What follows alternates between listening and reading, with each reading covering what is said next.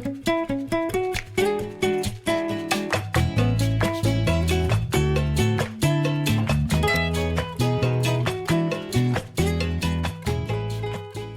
to the official Pingry Peer2Peer Podcast. We're your hosts, Sophia and I'm Tanya. And today we have Mr. Keating on the podcast. So, hello, Mr. Keating. Hello. We're very happy to have you here. So, we're just going to start out with some questions. Yeah, let's get started. So, our first question is, how did you end up teaching at Pingry? Let's see if I can remember back that far. It was 1988.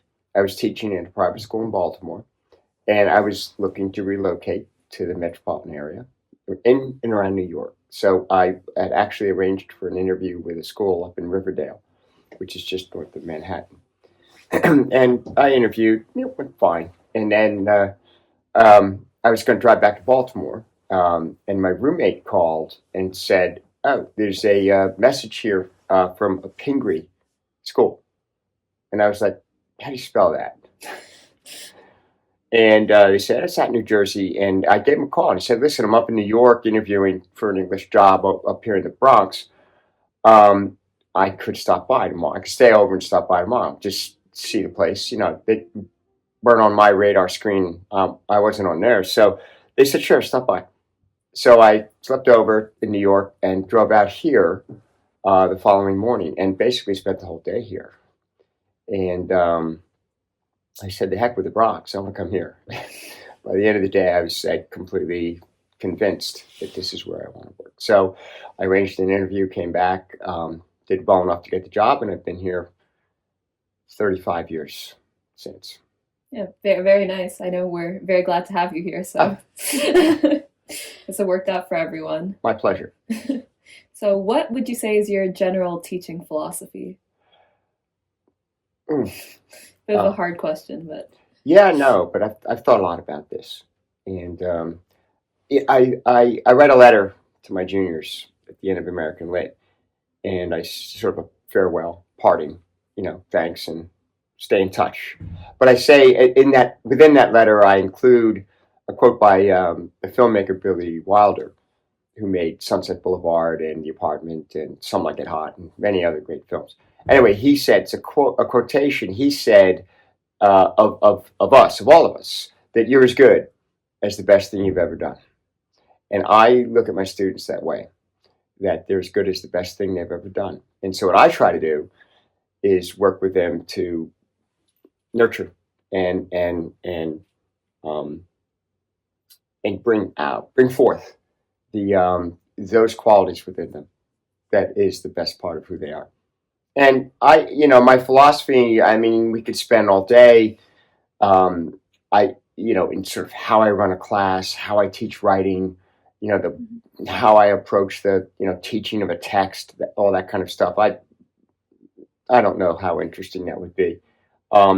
I would say that my classroom is student-centered, and I like it a kind of a free-flow, associational, spontaneous place, with wit and humor and hard work. But I like, and I've cultivated you'd have to call it more of an informal relationship with students in and out of the classroom. And that's the only, I haven't chosen this philosophy. This is who I am. It's the only way I know how to teach. But it's gotten me this far. Well, thank you. So do you have any standout moments, amusing memories, or what's the craziest thing that's happened to you since you were here at Pingry? Legal? No, Whatever. Up to you. No. Hey. I don't. So many. I'll pick one on campus and one off campus. The on-campus one actually occurred my first year when we had back Rufus Gunther Day. And back then, the participation rate was in the upper 90s. Kids, faculty, staff, everyone came in with a costume. And it was competitive to who could win, best costume. And one of the faculty, it was a history teacher, 1988, to recall, Florence Griffith Joyner was a great sprinter and won the gold for the United States in 100 and 200 meters. And Flojo.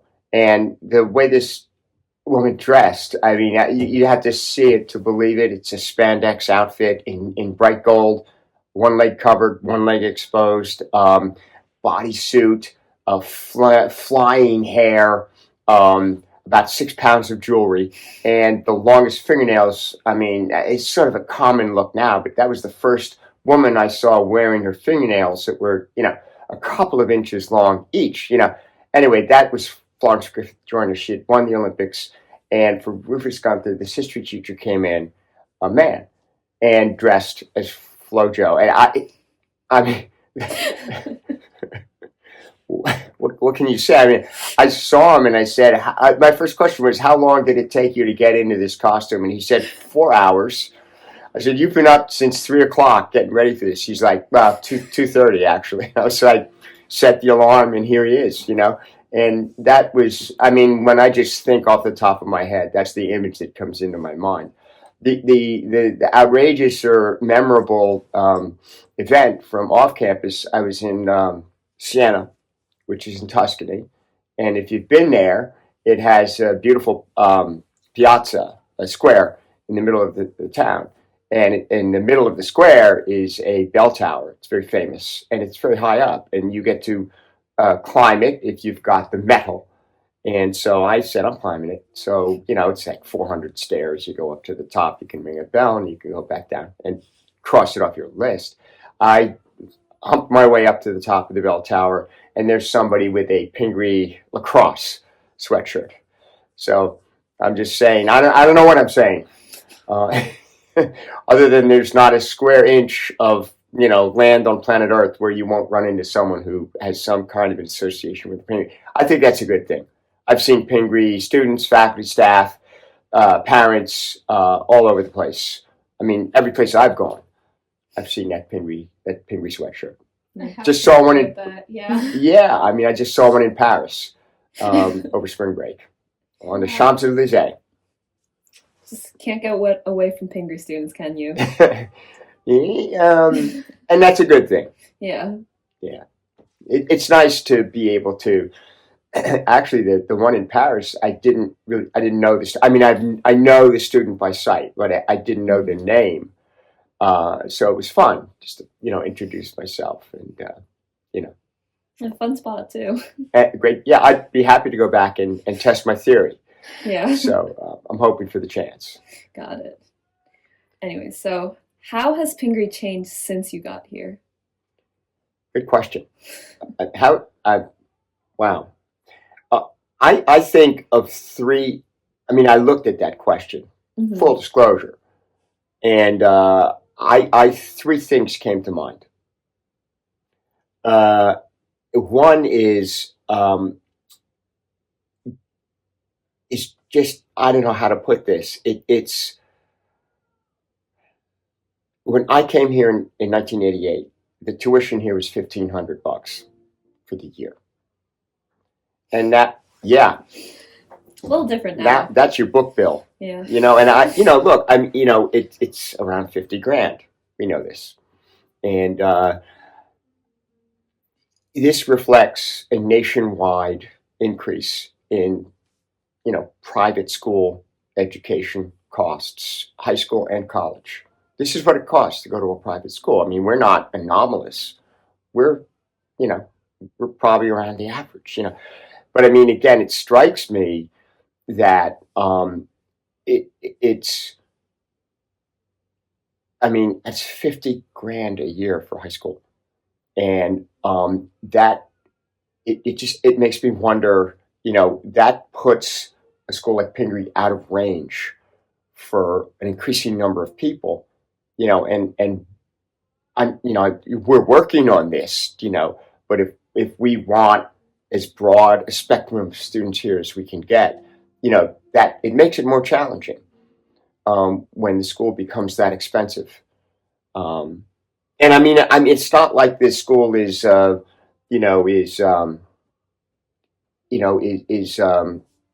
careless or wasteful with its money. I mean, to run a school like this, I mean, every year there's a campaign. I mean, the tuition costs here do not cover the operating costs of the school. So, I mean, it's, we're not profligate. We're fiscally conservative. But I mean, again, that's what it costs. So, I worry a bit about those costs just reaching a point where fewer and fewer people can afford to come to a great school like this one.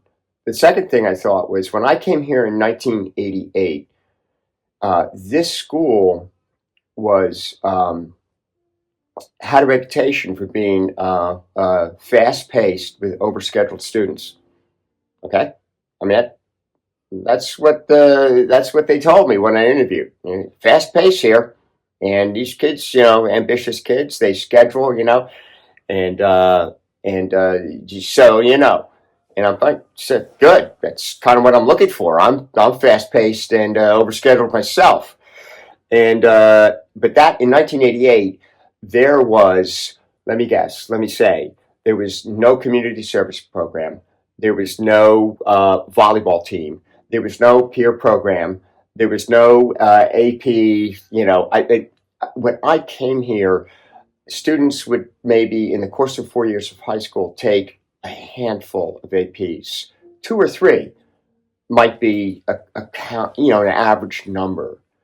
And now, as you know, I mean, 2 or 3, there are students here who take 4 to 5 per year. Okay. And we also have things like internships, and we also have study abroad, and all of it good.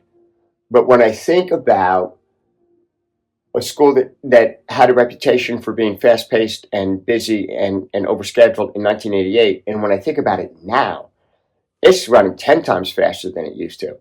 And again, I mean, it's interesting to contemplate, sort of where is the line where, fast-paced becomes counterproductive, or the diminishing return from signing up for one more course, one more sport, one more IRT. And again, all of these activities make this a better school. And if you come here and you have a talent, or you want to do research, or you want to take AP this or AP that we've got you covered. And it's wonderful. But again, it requires that we think carefully about what is the level at which you're comfortable doing a good job and a complete job for everything you've taken on. And again, that's not just a Pingry problem.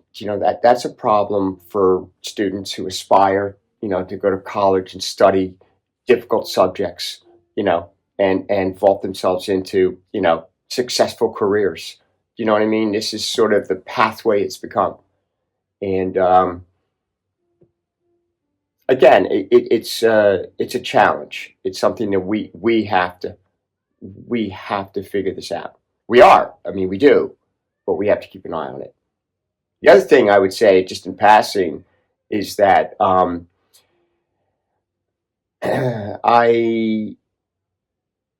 in the last 35 years, I would say the migration of students to the STEM fields has increased significantly. And that's great.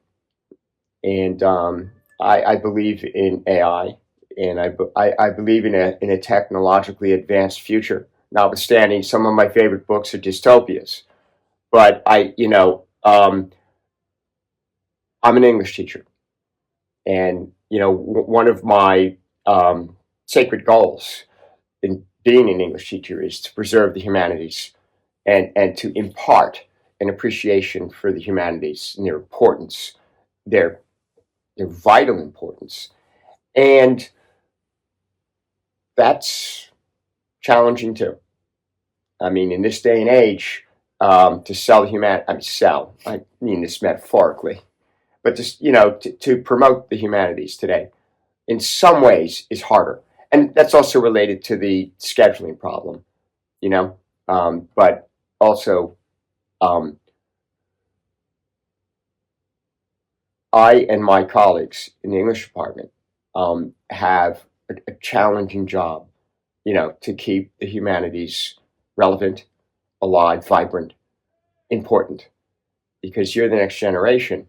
And I don't want to be the English teacher, who's on my watch, literature, I want every student I teach, to read The Great Gatsby, for example, to read The Awakening, the books that I'm teaching, okay, the poetry I teach, because I don't do this haphazardly or in any kind of slipshod or casual way. I really believe in the importance of the humanities. Every great insight I've had in life, has either come from reading a book or a poem or a play or a story, or is relatable to some work of literature. And I'm talking about the passing of my parents. I'm talking, how I felt on my wedding day, the births of my children, getting a job, being betrayed, everything you can think of. There's an analog, there's a relation to a work of literature. And I see it as my responsibility to play what part I can to relate and convey the importance of that to everyone, no matter where they're heading in life. So. Got it. I love that, yeah. I have a bit of a follow-up question to that. Sure. So, I'm a STEM-focused person. I definitely see the importance in the humanities and whatnot, but I just wonder, what's your opinion on, I think a lot of people from a young age now, they see the importance in having a passion, and they'll find passion in, say, a STEM-related field.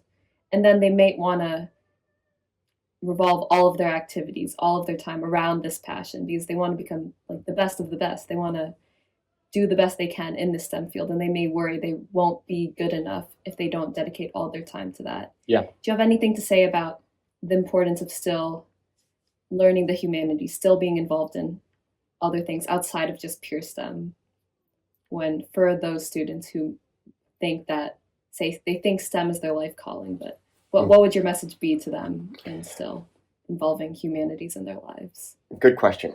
I have two things to say. One, I do think there is a danger in becoming too single-focused and narrow-minded when you're young. And, and by the way, your interest or even passion in, for STEM as a 16-year-old. You 16? Yes. Wow. I got Nice that right. guess. Wow. Yeah. I knew the range. It may change. 10 years from now, you may be a completely different person. Mm-hmm. And I think there's a price you pay, potentially. If you put all your chips, on 17 red, and then further down the road, you find that you really want to be a musician. I knew a kid here who studied, he wasn't a STEM kid. This was, years and years ago, but he graduated from college and decided he wanted to play, acoustic guitar. And he just dropped and he became an acoustic guitar player. Do you know what I mean? So again, I worry a bit about someone who just all in that early in life. I would also add the example, in the 70s, I followed the career of the tennis pro, John McEnroe. And while I would hesitate to cite John McEnroe as a role model for anything, if you know this man, he was belligerent and abusive and obscene, and go check him out on YouTube. You would not want your children to become John McEnroe. Let's put it that way. But I thought he had a great answer. That someone was asking. He went to Trinity School in New York City. Grew up in Queens. And they were talking. They said, well, what was it like playing tennis at Trinity?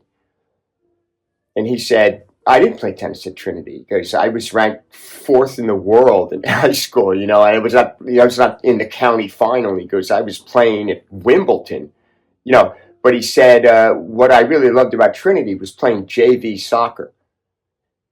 And, the interviewer's like, you're 4th in the world in tennis and you like JV soccer? And he's like, yeah, and I didn't even start. And the interviewer's like, how? Why? What? Explain. And he said, because I was on a team. And that, when I play tennis 6 hours a day, I'm, by myself or with my coach. But that's tennis players are on teams, but they're not on the field together. There is a difference. And McEnroe said, I just loved the experience of passing the ball. and hugging my teammates when we scored a goal, which was twice in the entire season. But he said, and that struck me as, to me, that represents the importance of, of doing a lot of different things, especially when you're young. And when you go to college, you go to a college, look at the course guide book, online or hard copy. There's like 500, 600 courses. I mean, you could take anything from, crochet to Latin American politics to, introductory Japanese. And when you get there, if you're too committed to one subject, even if it's for me for English, you're going to miss a chance to explore. That's a big part of college. And I would caution anyone who, sort of rushes to a single possible future too early, caution them against possibly losing out to other possibilities. If you ask, go around the school, ask the grown-ups if they knew at 17 exactly what they wanted to do, and then 10 years later, if they were doing exactly what they thought they wanted 10 years earlier. And I think you'll get a wide variety of answers, like, my life took an entirely different path. And you've got to be open to that possibility. The other thing I would say is, in terms of the importance of the humanities, I would, and I've cited this before, but how could I not like a movie where the hero of the story is named Keating? But if you know Dead Poets Society, he calls his students together and he goes, well, let me get this right. He goes, don't get me wrong. He goes, law, medicine, engineering, finance. These are important professions and essential to, the sustaining of society. But he goes, love, poetry, romance, and, books. These are the things we stay alive for. And to me, that says it as well as anyone. Without the humanities, I've always heard I've heard the sort of utilitarian argument that, if we don't know human nature, then we won't know how to wield technology. Now, I agree with that. Like, read Frankenstein, read Brave New World, read 1984, read Fahrenheit 451. Those are all cautionary tales. This is technology out of control. Frankenstein creates the monster and it turns on him and kills his whole family. But I think, it also, great literature teaches you compassion. It teaches you loyalty, courage, perseverance, all of the above. Yeah. And again, I'm sounding like a broken record, but many of the greatest insights I've had into myself and the world as I know it have come from the humanities. So I'm standing my ground. No, thank you. That was a great answer. Just what I was looking for. That Dead Poets Society quote is like one of my favorite quotes ever. I love that. Yeah. I can probably quote about. I joke around. I've told colleagues I've only used my Pingry ID outside of school once. So I went to a movie theater. I saw that film by myself. I used to go to the movies a lot on my own. I just like the feel of just being there by myself in the theater. And I was sitting next to a woman, and we started chatting. And everyone knew, from the trailer, this was a very popular film, and the trailer said, Mr. Keating and his students, And so I asked her, what do you do? She goes, oh, I'm a lawyer for, Chubb, in-house lawyer. And she said, what do you do? And I go, I'm an English teacher at a private school named Keating. And she looked at me like, bring the straitjacket, and, oh, I thought you were Napoleon, And I whipped out my ID to prove. I said, no, my name's Keating, and I teach English at a private school. And I proved it to her. So there. I guess the takeaway here is that every once in a while that Pingry ID can come in handy. But that movie never gets old. Love that. And we're thinking of showing it this year in the spring intensive. Maybe the reason we won't is that I think a lot of the students have already seen it. And so we want to try to, show movies that are new and fresh. But that movie, that's a top 10 list for me. I'd be happy to rewatch it like 100 times. I know that. There you go. Well, I think we're going to end with one last question. And it's just, what piece of advice would you give to Pingry students?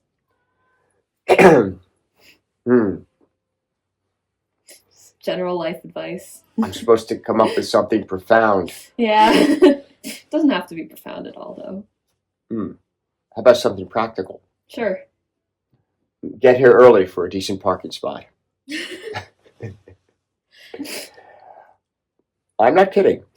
But no, in terms of profound advice,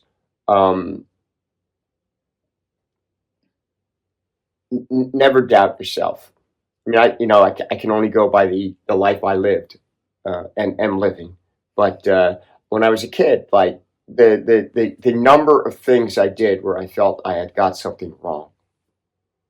I mean, whether it was an athletic contest or a Spanish test or a prom proposal that failed. I mean, innumerable ways in which I felt I was a failure in life. And I was doing well. I mean, but even though I was a strong student and I was a varsity athlete, and so on, I not a day went by when I didn't feel that I had somehow come up short somewhere. And I would just, I would ask students to recognize that this is the nature of growing up and that this is part of becoming an adult and part of becoming a strong adult. So when you're doubting yourself or you're disappointed in something or, it's not going your way, you just have to learn how to hang in and move on, and stay strong and know that down the line, it's going to all come together and work out. Thank you. Thank you so much. We really appreciate the message. Yes, thank you so much for being on the podcast. I know we really enjoyed having you here. So Yes, super. Really interesting, yeah. Okay. So, guess we're tuning out now.